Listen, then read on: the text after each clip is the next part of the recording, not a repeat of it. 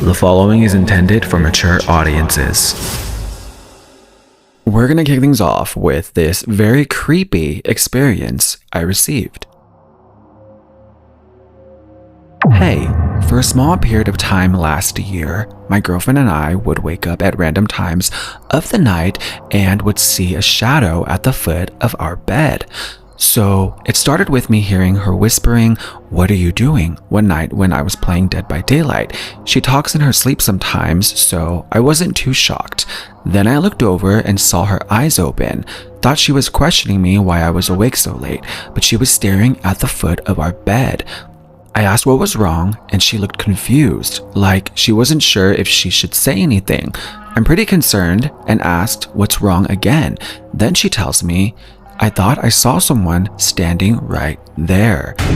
I looked around, didn't see anything, just shadows, the glow of the clock, the TV, I don't know, the usual.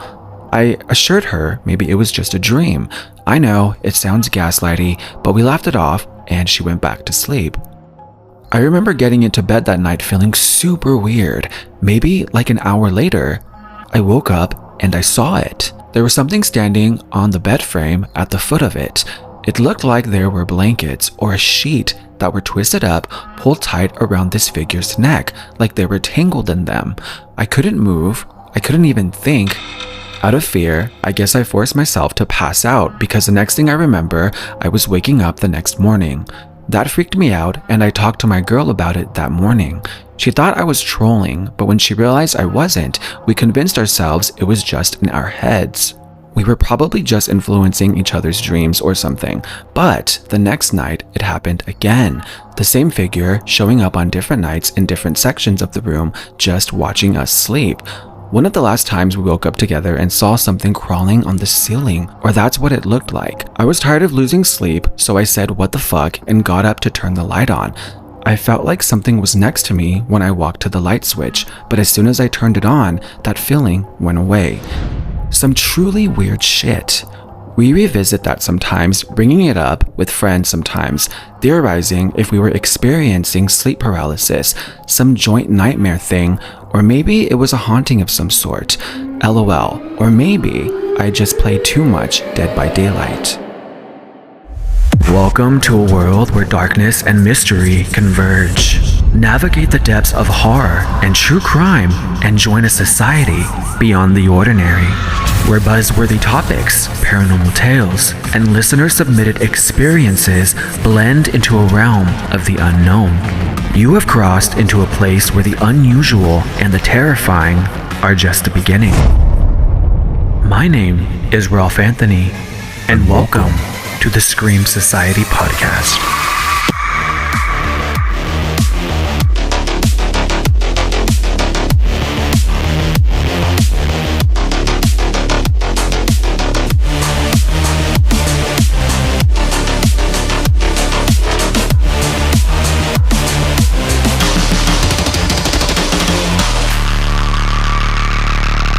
Hello, Screamers. Welcome into another edition of this variety podcast, straight from hell. From the idiocy that is adding a journalist to a group chat full of sensitive info, to coming across the news of a teacher forcing students to wear a ghost face mask while they... never mind. To watching the reason dating in the gay community is a lost cause celebrate their sweet 16. Happy birthday, Grinder. Plus, still not being able to afford a fucking carton of eggs. Yes, we're still here. But not all was bad because we did get news that Yolanda Saldivar, you know, the woman sentenced to life in prison for killing music legend and icon Selena Quintanilla all the way back in 1995, has been denied parole. See? All is not lost, so hang in there, scream tight, and let's get into sinister subjects. First things first, we've got to talk about some horror. We did just get some great trailers for Megan 2.0 and Final Destination, but a little more on that later. But as a lover of horror, a lover of slashers, a lover of the Saw franchise, the community received some pretty unfortunate news recently, followed by some confusing, lighthearted, and in my opinion, cute news. But hear me out. So here's the deal. Saw 11 was supposed to be this next big thing for the franchise, but now it's been completely pulled from Lionsgate's release schedule. No filming, no new release date, and a lot of questions floating around. Now, to backtrack just a little bit, Saw 10, which takes place between the original and Saw 2, was a massive hit and was very well done. I think it was the best sequel we were given since before Saw 7, which was in 3D, I believe. Now, the story was well done. It was a little of a slow burn, but overall, such a solid installment. The film brought in over 125 million worldwide. So that success led to Lionsgate quickly announcing Saw 11, which was originally slated for September 2024 before it got pushed to September 2025. The director from Saw 10 was set to direct, and legendary Jigsaw actor and voice of Billy the Puppet, Tobin Bell, even confirmed he'd be back as Jigsaw. So everything seemed to be going smoothly until it wasn't. Because what came next was just a bunch of silence. There were no casting updates, no filming news, crickets. That led to some speculation, and in March of 2025, Bloody Disgusting dropped a report claiming Saw 11 was totally dead. The report also hinted that the franchise rights might get shopped around, which could mean a full-on reboot rather than another sequel. We do not need any more reboots, please.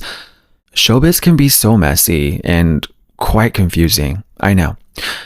Now, it was reported by a writer, Patrick Melton, that everything was stalled at the managerial level, meaning it wasn't a creative issue, but rather this disagreement between producers and Lionsgate. He also teased that the script had a timely story, and that's honestly what was one of my biggest concerns, because if they did do an 11, how would that work?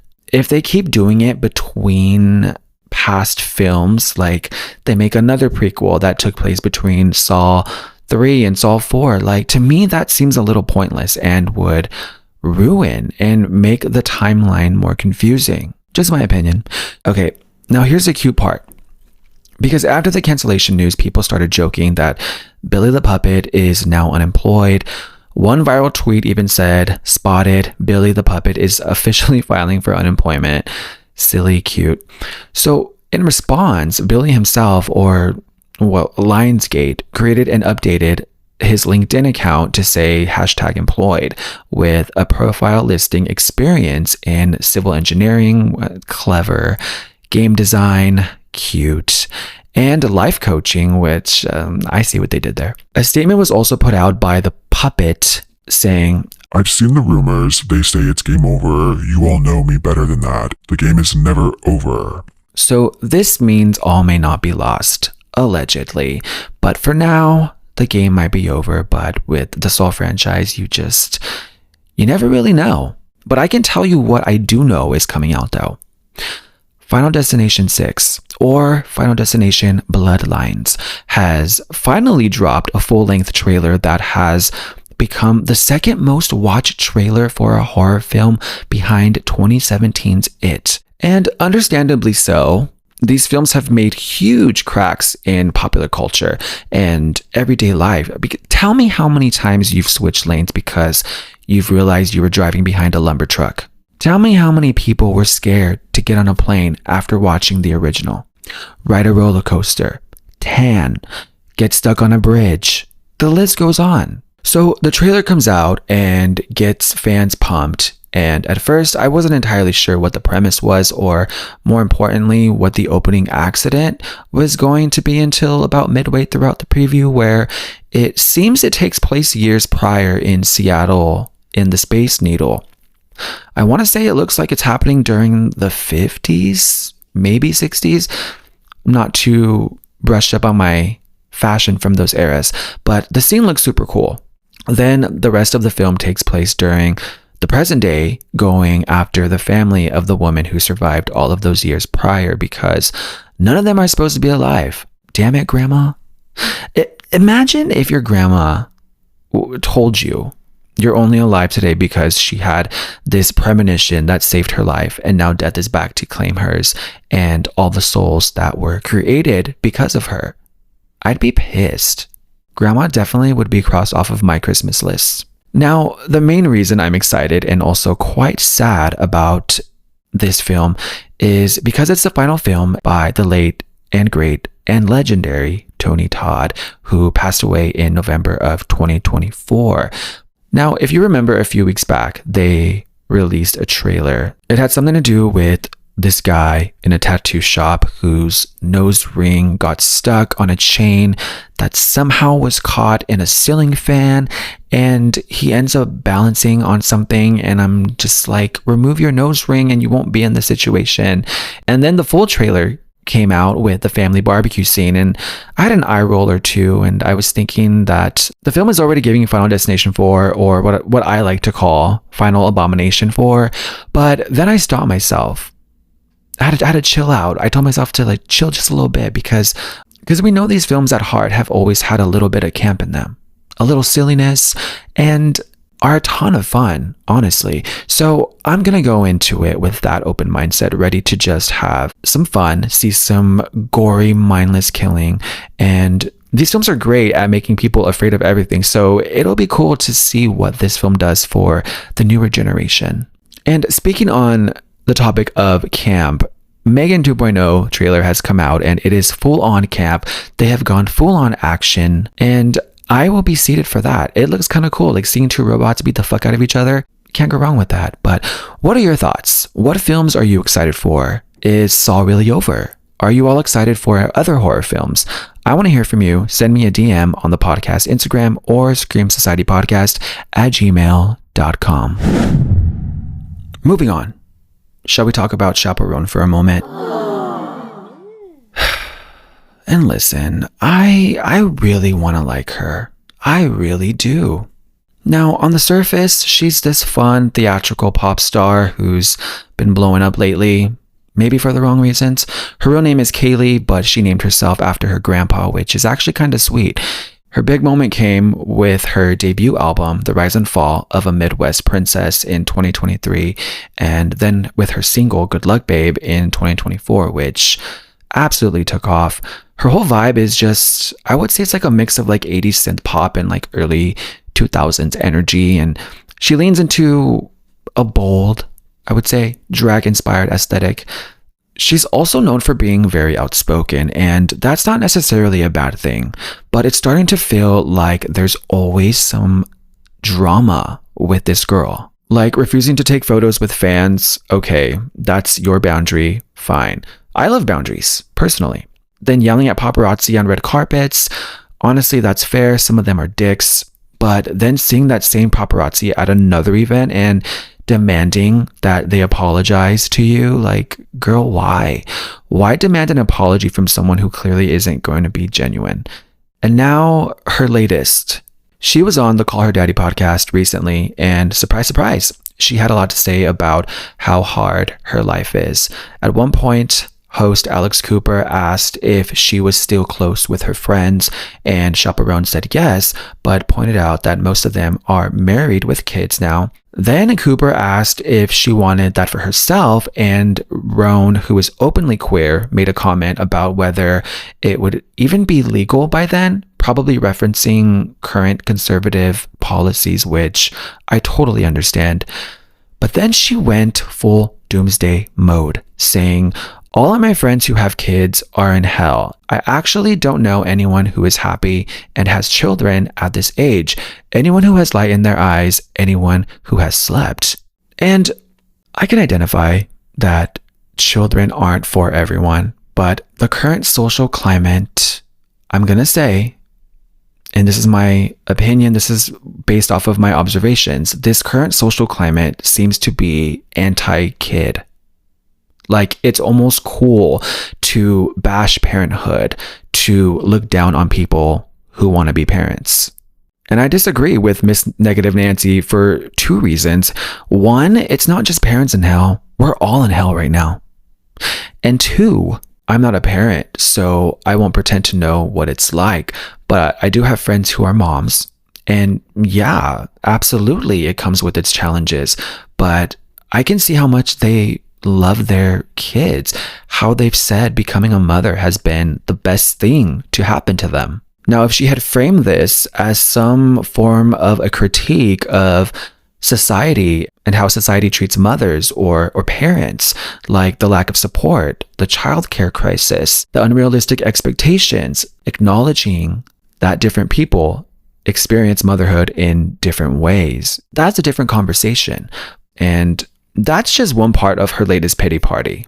Because she also complained about people expecting her to have political opinions. And listen, on one hand, I get it. She's been vocal about LGBTQ rights, the war in Gaza, reproductive freedoms. So people now are assuming that she's politically informed about everything. But then she says, I think it's also people expect me to play by different rules because I'm gay and I should be more politically correct about that, and I should actually be way more knowledgeable about it. And so I get asked a lot of fucking crazy questions that a lot of my peers would not get asked. And that's because I'm gay. And that's because, like, I have, like, my opinions, but that doesn't mean I'm, like, completely... Like, I don't know everything about every topic I have opinions on. Like, I don't know everything about, like, being gay. Like, I don't know everything about being a woman. I don't know everything about fucking fashion or drag or performing. Like, I try to know everything I can. But, like, when I don't answer a question correctly or, like, I don't acknowledge one community, it's like, how can I do it all? Like, you can't. How can these girls tour, write, perform, interview, sleep, eat, and fucking work out? And, like, how can they do it all and lead a team and be a boss and pay people and, like, and be, like, fucking so politically educated? It's exhausting. And it's also impossible. Also, why the fuck are you looking to me for some political answer? because you've made your entire pop star persona off of a community that has become so politicized. You think I have the fucking answer? I'm a pop star. I wish I had the answers. I wish the president was a pop star. But she's not. Oh my gosh! Then why are you in the public eye, babe? Chappell Roan would definitely not be okay if this were the tabloid era back in the early 2000s. And people do look to pop stars for political opinions. Do we not remember when the entire world was holding their breath, waiting to see who Taylor Swift was going to endorse in the 2024 presidential election? And go back even further, Jane Fonda has been advocating and getting arrested for women's rights since before it was trendy on an app. Madonna, Lady Gaga. Hell, even when Gaga was brand new, she was at the White House screaming for gay rights. But Roan tried to frame it like she's trying to be informed, but it's just too overwhelming for her. This girl needs a new PR team. She needs to understand her privilege, and maybe she needs to take a break, come back with a new team, some media training, and a better attitude. Because why is she so unlikable? Some people would be so grateful to be where she's at with her career, and she's just so negative and complains every time she opens up that mouth. Of course, people went wild. I'm not the only one. One person responded online saying, well, I kind of get where she's coming from. Being politically educated is a must. Choosing not to be is a privilege. Can't hold her hand on this one. Where is her PR team? Exactly. Clock it. And another one adds, I agree that celebrities aren't required to be political, and I never expect to hear from some of them. But as a queer person of color, I do think minority communities are expected to know more than straight or white people. Where I disagree is when she says pop stars are too busy to be politically aware. Not even trying to learn just means you don't care. And someone else just called it an exceedingly ignorant take, which is pointing out that her activism comes from a very white feminist perspective. I will say, I don't expect every celebrity to be a political expert, nor do I think every artist needs to be some kind of role model. But when you actively position yourself as somebody who speaks out on social issues, when you build a brand that is thriving on being outspoken, there's a certain level of responsibility that comes with that. It's like you can't reap the benefits of activism when it's convenient and then throw your hands up. Where's the consistency?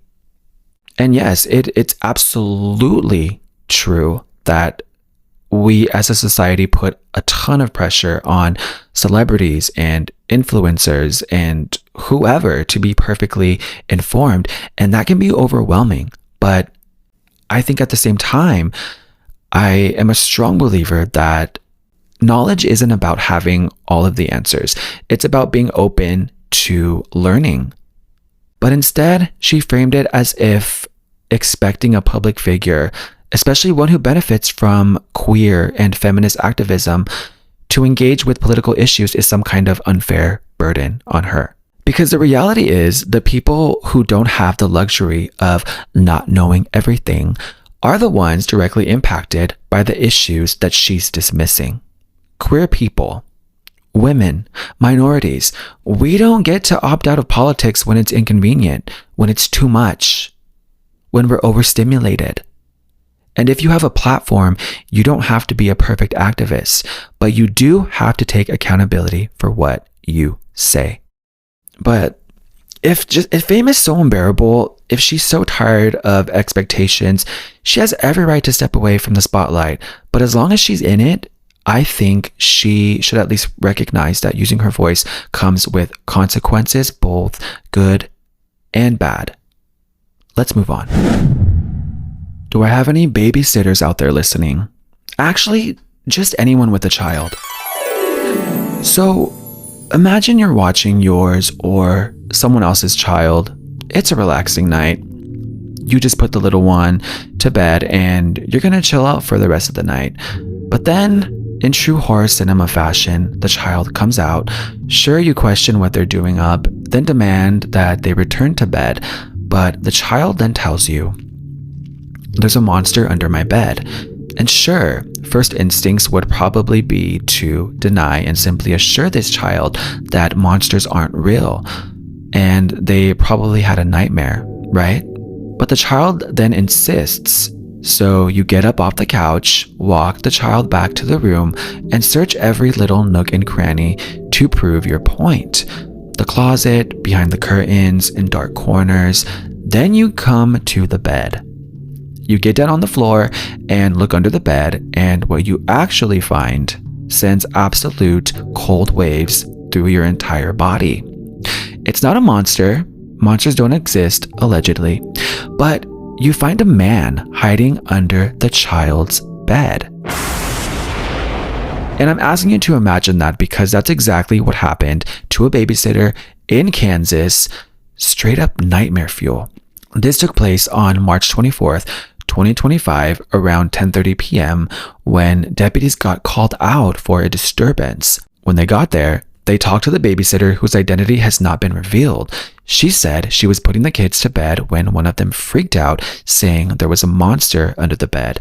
She tried to calm the child down and prove there was nothing there, except there was something there. She looked under the bed and came face to face with a grown man hiding underneath. Now, a fight broke out in the struggle, resulting in one of the kids getting knocked over, and the guy managed to escape before the cops arrived. But the plot thickens because the babysitter claims she recognized this man. The man was identified as Martin Villalobos Jr., who used to live at the property but had a protection from abuse order against him. He was the father of the children. So the cops searched for him that night but couldn't find him. However, the following morning, March 25th, deputies were still looking around the area when they spotted him again. He tried to run, but after a short chase, they caught him. now he's sitting in Barton County Jail facing charges of aggravated kidnapping, aggravated burglary, aggravated battery, child endangerment, felony obstruction, and violating the protection order, with his bond set at $500,000. And I needed more info, so I looked around, I searched everywhere, and even came across the local Barton County Sheriff's Facebook page and the comments. And I'm just getting this into perspective for myself here. This guy who clearly had a restraining order against him somehow sneaks into his kid's room and hides under their bed. The kids, obviously terrified, thought there was a monster under there. And to me, it turns out they weren't wrong. This guy is a monster. Now, some people on this Facebook page are really out here actually defending this guy with hashtags like Free Martin and acting like he was just a loving father who really wanted to see his kids. Like, let's be real. If your own children think you're a monster and are scared out of their minds, to me, that's not love, that's trauma. Another commenter pointed out that the mom is actually a victim herself and that this guy obviously has a history of abusive behavior. So now, not only has he put his kids in danger, but people are also blaming the mother for leaving them with a babysitter, assuming she went on vacation and left the kids with one of her friends. How do we know? And what is his mother supposed to do? Never leave the house? Not have a life ever? And when I'm scrolling on some of these news posts on social media, the level of delusion and false assumptions is overwhelming that I have to stop myself from fighting with people in the comments. Something similar to this, but with a far more terrible and tragic outcome, had happened close to where I'm from recently. And the local news, who I still follow, reported it on their socials, and the comments were absolutely disgusting. The way people can't simply give their condolences and move on, but have to point out and speculate shit that's so far from the truth, shit that's irrelevant in this situation at this moment. So, you know what? Props to the babysitter, whether she was the mom's friend or not, for handling this, because that could have ended so much worse. It's just so crazy to me how some people refuse to see the bigger picture. A restraining order isn't some minor inconvenience. It's there for safety. And if someone is willing to break it this easily, what's stopping them from doing something worse next time? Let's keep it moving here. It's time to dive into this episode's terrifying but true case, a segment where I uncover a spine-tingling true crime or paranormal case chosen at random. Now, we all know love and passion can bring out the best in people, but sometimes they can also bring out the worst. Relationships are complicated, filled with emotions that, under the right circumstances, can turn dangerous. This is one of those cases. When the unthinkable becomes reality, we find ourselves questioning everything, as some stories are too terrifying but true.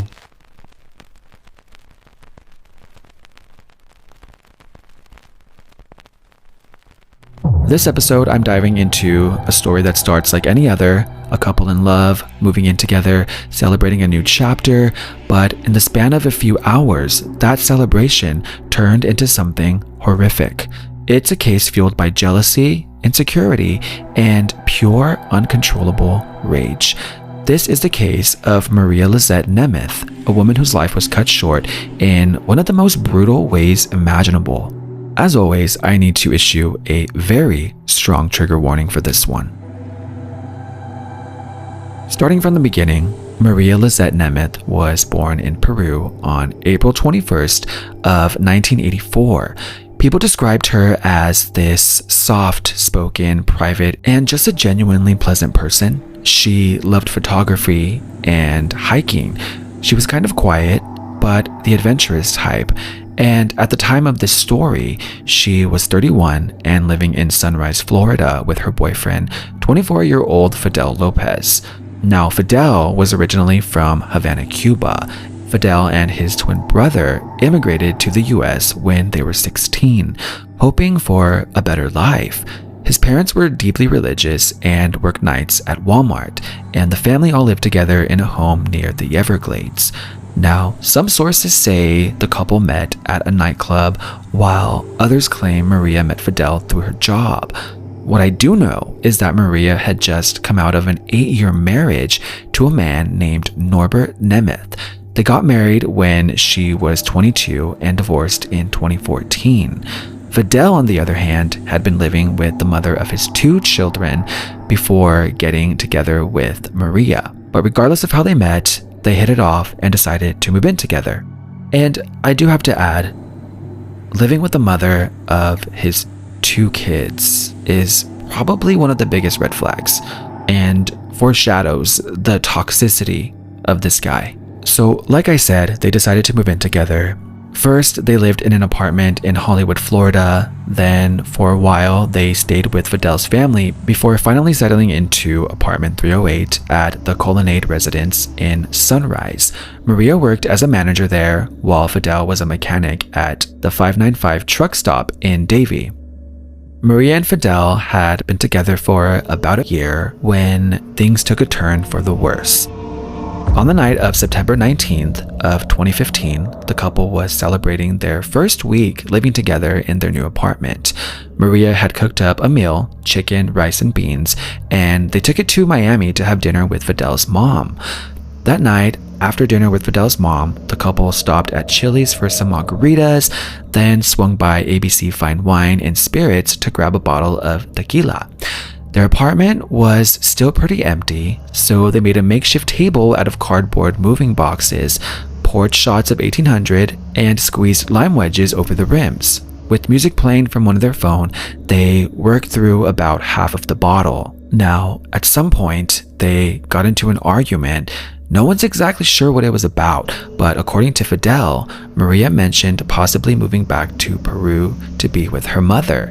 He also claimed she started asking him to do things in bed that made him wonder if she had done them with her ex-husband. Whatever was said, they apparently made up pretty quickly and ended up in their bedroom closet where things got intimate. But then, in the heat of the moment, an intoxicated Maria allegedly did something that sent Fidel into a blind rage. She called out her ex-husband's name twice. Fidel lost it. He started destroying everything inside, smashing a laptop, punching holes in the walls, even ripping the closet door off of its hinges.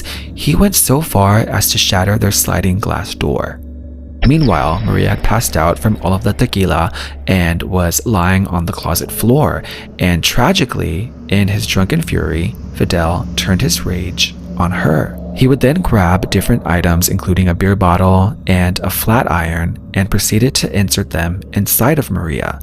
But it gets worse. He would then put both of his fists inside of her openings up to his elbow, causing Maria to bleed out. He said during police interrogation footage that Maria had drank so much tequila that she couldn't resist him. Fidel said he turned into a monster, and honestly, that's putting it lightly here, because what he did next was just so horrific, because he kept putting his arms deeper inside of Maria, hurting and tearing her apart and pulling her intestines out with his bare hands. Maria was brutally disemboweled by him, and Fidel claimed he took her to the bathroom to splash some water on her face.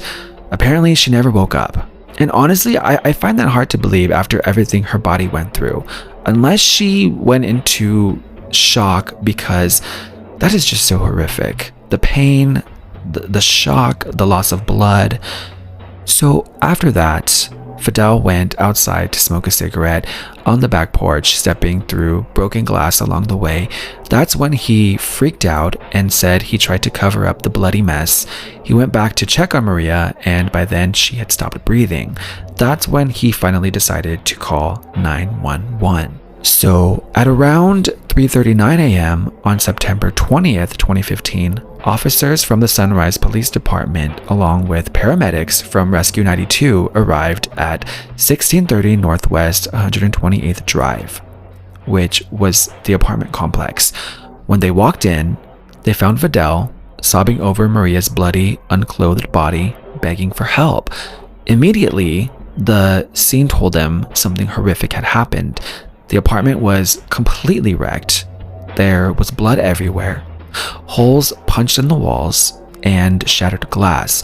But the most chilling part, Maria was lying in a massive pool of blood, and on the closet floor, there were what appeared to be chunks of bloody tissue. Paramedics rushed to check for signs of life, but it was already too late. Maria was pronounced dead at 4:02 a.m. She had bled to death from what was later determined to be evisceration. The medical examiner's report was horrifying. Maria had blunt force trauma to the back of her head and was covered in cuts and bruises, both inside and outside of her body. And even worse, she had defensive wounds, meaning she had been awake for at least part of the attack.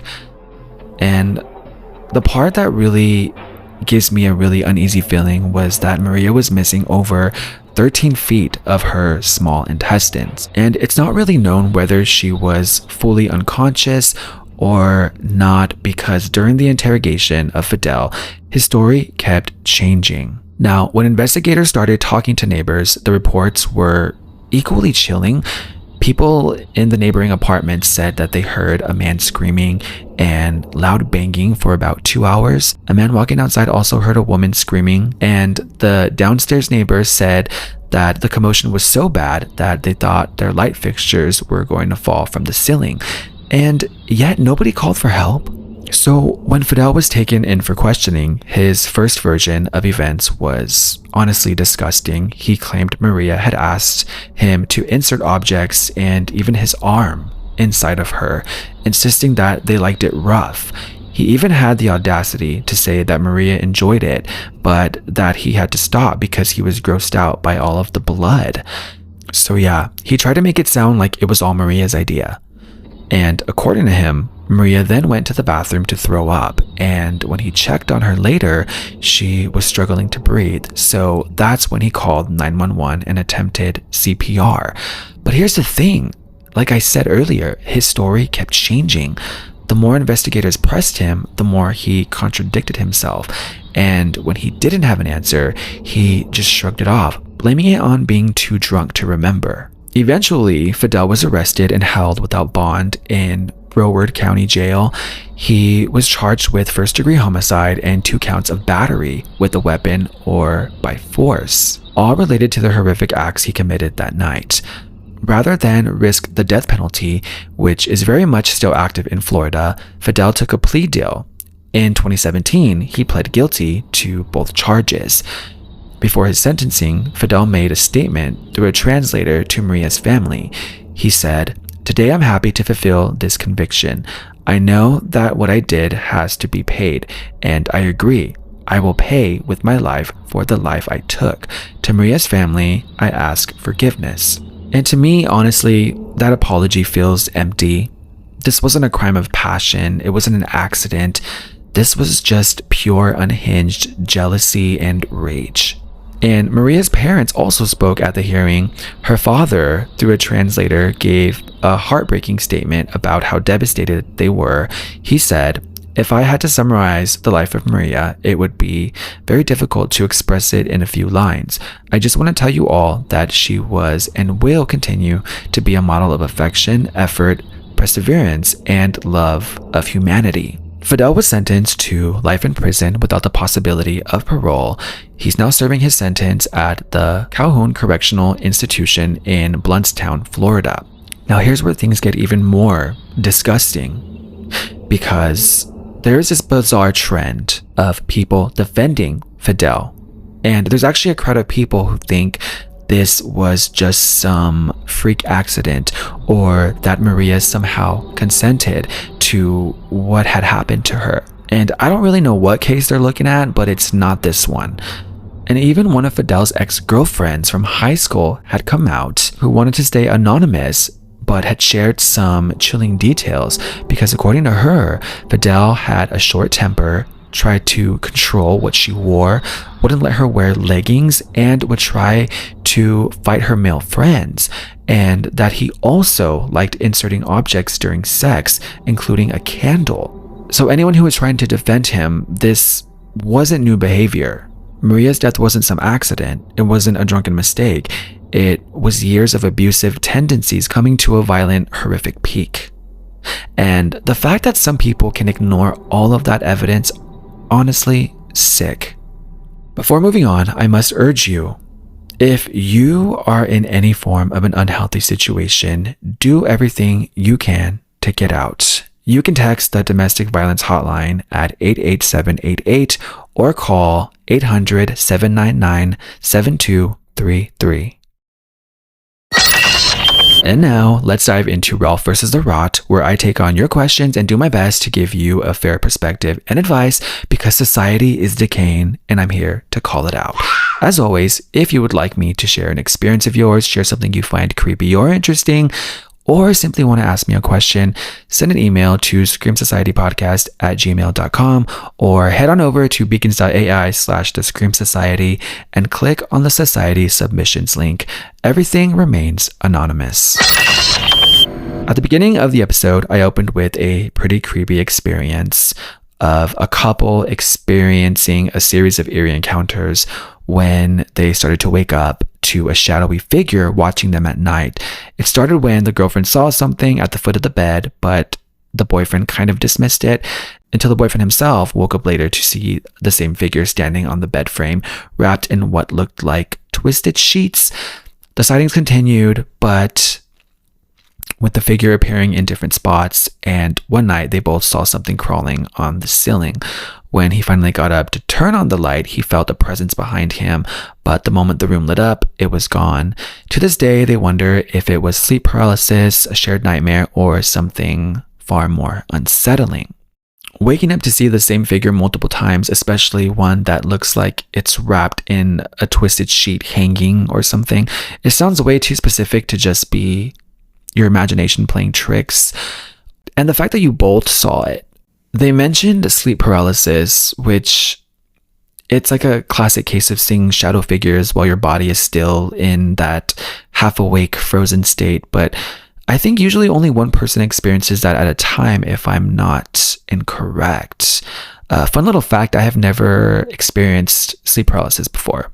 There have been times where I'm like asleep face down and wake up and can't lift my head, or I'm laying upright and my eyes are closed and I'm waking up and I can't move or open my eyes. But I've never seen shadows or felt like something was coming to grab me and couldn't move. Another theory I found interesting when I was looking for answers after hearing this story is called shared dream phenomena, which I've never heard of, but apparently it's this weird idea that people who are really close can sometimes influence each other's dreams. So maybe someone who saw something and talked about it could have subconsciously planted that seed or the idea in their partner's head. Some other theories, maybe some environmental factors like lighting, objects, shadows, maybe there was like an illusion. I don't know. Our brains tend to fill in gaps when we see something that is unclear, especially in darkness. And there have been many times where the light from my bathroom reflects the shadow from my life-size ghost face mannequin on the door, and I get startled every time. But also not everyone has life-sized ghost face mannequins in their room. So there's those theories, or maybe it just comes down to plain and simply a haunting, a classic ghost theory. Maybe some residual energy or an actual spirit was making itself known. And the way it moved around and escalated over time, crawling on the ceiling, as you described, very unsettling. But yeah, it's very odd that you both experienced this, and the way you described feeling something next to you before turning on the light is what gets me the most. That's the kind of moment that sticks with you. But whatever it was, I'm glad it's gone. Stay safe and maybe invest in some rock salt. What's your opinion on the welcome mat theory? To be honest, I don't think I've ever heard of this. Let's look it up. According to the theory, having mats that say welcome can invite in evil / negative / unsavory beings and spirits. Also, a superstition in some vampire folklore. I did not have diving into vampire folklore on this podcast bingo card this year, but here we are. In theory, that this does make sense. Vampires can't come in your home unless invited in, so I'm sure the same would apply to unwanted spirits or a demonic entity. However, have you all heard of the mirror at the entryway theory? It's basically when you place a mirror somewhere by your home's entrance to trap or capture any negative, bad, or unwanted energies. So I've always had a mirror by my front doors.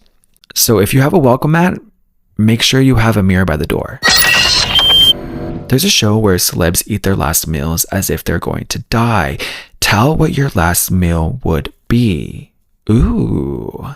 Okay, so I think I have heard of this show. If there was an episode with Trixie Mattel, then I think I might have seen it. Okay, so as my appetizer, I need to think hard about this one.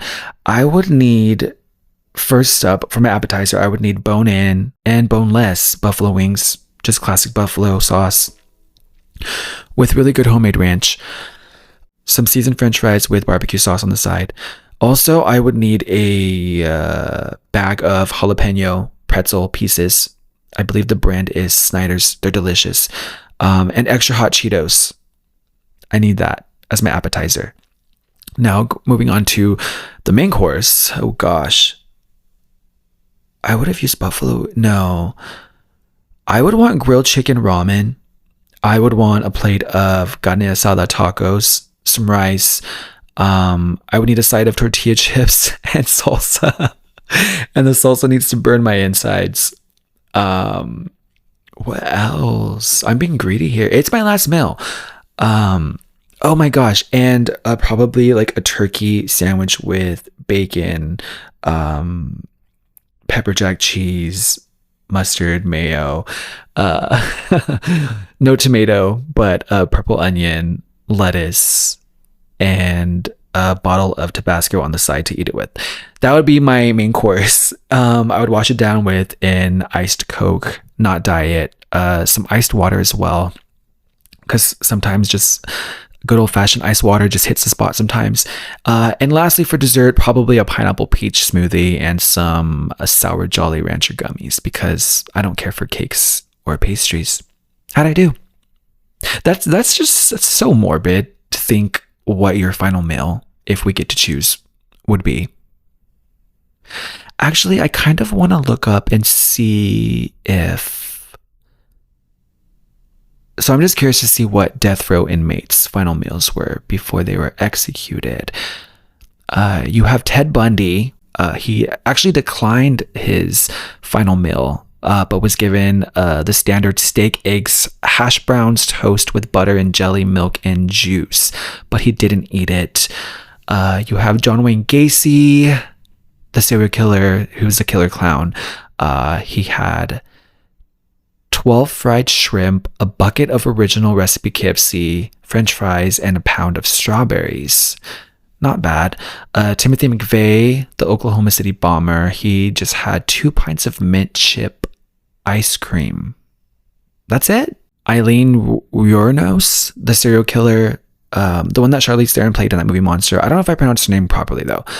She actually declined her last meal, but was given a hamburger and snack, but had a cup of coffee. Ricky Ray Rector, who was a convicted murderer, had steak, fried chicken, cherry Kool-Aid, and pecan pie. He left the pie saying he was saving it for later. So funny. Ronnie Lee Gardner had lobster tail, steak, apple pie, vanilla ice cream. He ate it while watching the Lord of the Rings trilogy. Oh, so you can choose if what you want to watch too. Velma Barfield, who was a serial killer, she had cheese doodles and a can of Coca-Cola. Steven Anderson had 2 grilled cheese sandwiches, a pint of cottage cheese, peach pie, chocolate chip ice cream, and radishes. Interesting. Victor Fegwer, who was the last person ever executed in Iowa, had a single olive with the pit in it. We'll do one more. Lawrence Russell Brewer had 2 chicken fried steaks, a triple bacon cheeseburger, fried okra, a pound of barbecue, 3 fajitas, a meat lover's pizza, a pint of ice cream, and peanut butter fudge with crushed peanuts. But he didn't eat any of it. This led Texas to stop allowing special last meal requests. Come on, Lawrence, you ruined it for the rest of us. How do you prepare yourself mentally for diving into such dark and terrifying content? And how do you keep the separation? I think there's this stigma around true crime podcasts or people who love to watch true crime, and that they're sick in the head or exploitive and blah blah blah. Like, I am aware some podcasters and people kind of take it too far. However, it is engraved in my brain that when I'm doing research, that I need to do so with curiosity and not become obsessed. I also cope a lot with dark humor, which I do so to an extent on this podcast, not out of disrespect, but to help those listeners who are on the more faint of heart side of things. But when I find myself becoming like more affected by it, I notice I become more irritable, I get overwhelmed, I get anxious. So that's when I know I need to step away. Which is another reason why I've been taking longer gaps between episodes and stopped doing weekly episodes, because A, I'm busy, and B, like, all of the information becomes a lot for my little brain. Did I even answer that? That's going to do it for this episode. As always, if you've been here, thank you for continuing to listen. And if you're new here, hopefully you can vibe and stick around or even revisit past episodes. I do have a new email for the podcast. You can reach me for any questions, stories, or suggestions at screamsocietypodcast@gmail.com. Don't be shy. Thanks for listening, and I will talk to you all on the next episode. And that's because I'm gay. Thank you for tuning into the Scream Society podcast, hosted, written, produced, and edited by yours truly, Ralph Anthony. Help the society grow by subscribing on your favorite platform and leave a rating and review. I always strive for 5s. Have a horror or paranormal experience? Want me to answer your questions on the show? Submit to beacons.ai/The Scream Society. Connect with the podcast on Instagram, TikTok, and YouTube at Scream Society Podcast. And until next time, I'll scare you on the next episode.